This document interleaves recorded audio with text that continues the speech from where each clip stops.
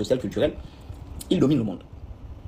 Pour être président de la première puissance mondiale, il faut être 33e degré de franc-maçonnerie. Par conséquent, tous les présidents américains sont 33e degré de franc-maçonnerie, y compris le président Trump. Je répète, pour être président des États-Unis, de cette superpuissance que je viens de décrire, il faut être 33e degré de franc-maçonnerie. Ça, c'est un. Or, pour entrer en franc-maçonnerie pratiquée par les anglo-saxons, notamment le rite écossais ancien est accepté, le premier critère qu'on va te demander, c'est de croire en Dieu. C'est-à-dire que si tu ne crois pas en Dieu dans le rite écossais ancien accepté, tu ne peux pas être coopté en franc-maçonnerie. C'est pourquoi moi je vous dis ici sur Internet, Dieu, c'est Satan. Vous me dites non, non, je vous dis Dieu, c'est Satan.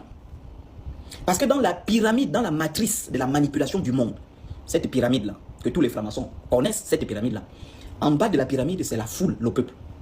Et après le peuple, il y a des dirigeants. Les dirigeants manipulent le peuple. Mais qui manipulent les dirigeants, ce sont les courants spirituels et religieux. Franc-maçonnerie, Rose-Croix, sionisme, Kabbale, bouddhisme, tout ce qui est courant religieux, islam, catholicisme et tout, ce sont les religions qui manipulent les dirigeants. Je vous donne l'exemple en Iran. Tu peux être président, mais c'est la religion qui contrôle le pays. Maintenant, qui manipule les religieux? La religion, là, ce sont les banques.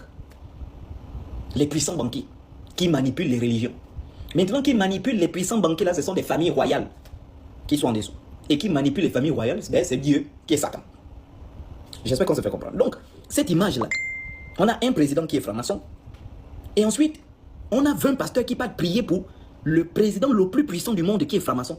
Je pense que pour faire cet acte-là, toi-même aussi, tu dois être franc-maçon. Parce que je vous rappelle que tous les protestants sont des francs-maçons.